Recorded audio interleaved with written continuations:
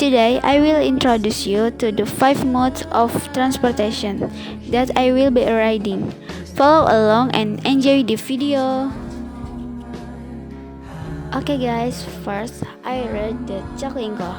Jaklingko is an integrated transportation system that connects different types of public transport such as minibus, bus, MRT, LRT, and KRL. With a single payment system, passenger can easily transfer between modes, making travel more practical, efficient, and cost-effective.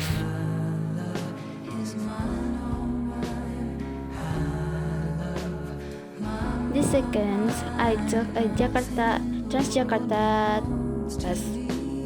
Transjakarta is a bus rapid transit system in Jakarta that uses dedicated bus lanes, allowing it to avoid traffic congestion. It is one of the most popular public transportation options because it is affordable, comfortable, and covers many areas across the city.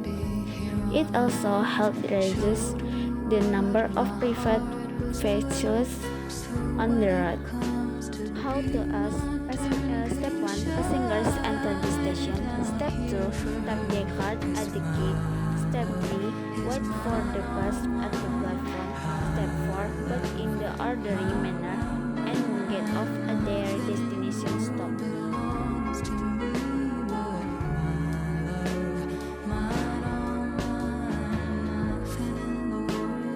Then third, I went by KRL. KRL Commuter Line is an electric train system that serves the greater Jakarta area, connecting the city with surrounding regions. It is widely used by commuters because it is fast, relatively inexpensive, and able to carry larger number of passengers every day.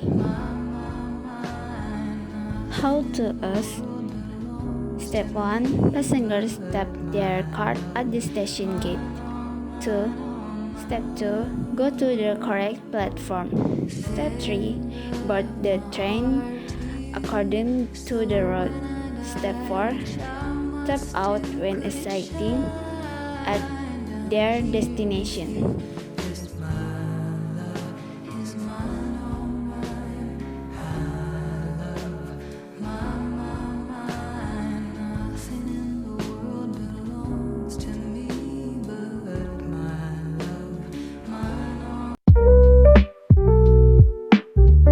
Oke, halo semuanya. Jadi saya ada di Museum Juang 45. Nah, di sini saya sebagai pemandu Inata Zafatira dengan adik Shiva dengan ibu Rini.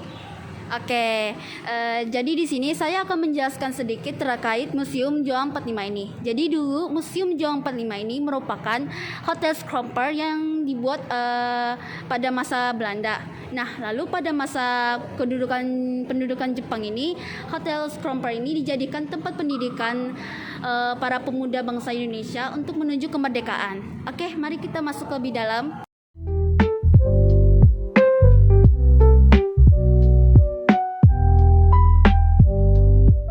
Oke, saat kita memasuki Museum Juang 45, kita akan disambut oleh relief-relief para pahlawan bangsa seperti Soekarno dan Muhammad Hatta dan juga tokoh-tokoh lainnya. Dulu mereka belajar dan juga mengajar di gedung ini di saat gedung ini menjadi gedung pendidikan politik Indonesia untuk menuju kemerdekaan bangsa. Oke, ayo lanjut lagi.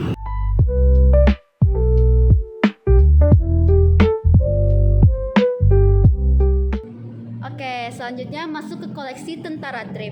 Nah, seperti contoh pada bendera tersebut, bendera yang berbentuk tengkorak, tetapi masih dicari tahu nih makna dari bendera tersebut. Nah, lalu apa sih kepanjangan Trip ini? Nah, kepanjangan Trip ini merupakan Tentara Republik Indonesia Pelajar. Nah, lalu juga ada seragamnya di sebelah sana. Nah, ini merupakan segara tentara Trip. Sebenarnya ini warnanya tuh agak ke krem-krem gitu ya. Nah, dan juga kenapa bajunya kecil? Karena tentara trip itu merupakan dari umur 13 tahun. Nah, selanjutnya untuk senjata dari tentara trip ini merupakan rantai sepeda untuk melawan para penjajah-penjajah. Oke, mari kita lanjut ke selanjutnya.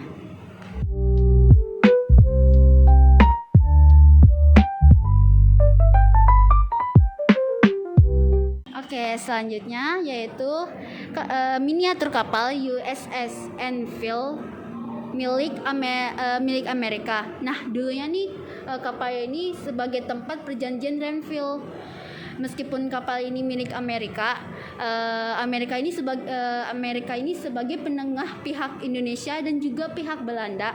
Nah, makanya dibuatlah perjanjian Renville di kapal USS Renville ini.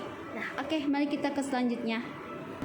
Nah, oke, kita sekarang masuk ke tempat peninggalan bangsa Jepang. Nah, dulu bangsa Jepang berhasil menduduki kota Batavia. Nah, pada saat itu Jepang berhasil membuat uang. Nah, seperti pada gambar foto tersebut, itu merupakan uang yang berhasil dibuat oleh pemerintah kolonial Jepang, yaitu senilai Rp10. Nah, selanjutnya ada kain bagor. Nah, kain bagor ini biasanya dijadikan bahan untuk membuat pakaian pada zaman saat itu.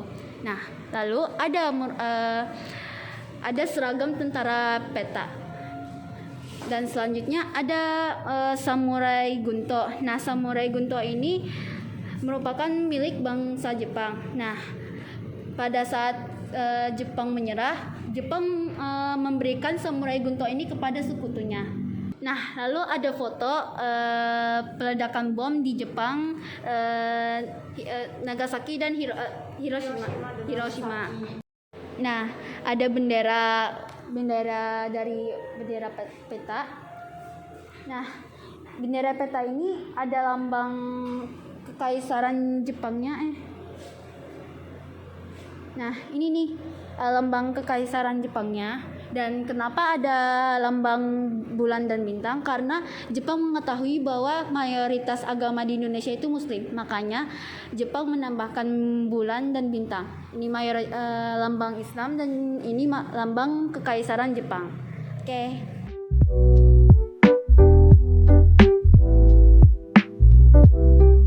Oke, saya sebagai pemandu Juang 45 hanya itu yang bisa saya sampaikan. Semoga bisa bermanfaat untuk ibu dan adik.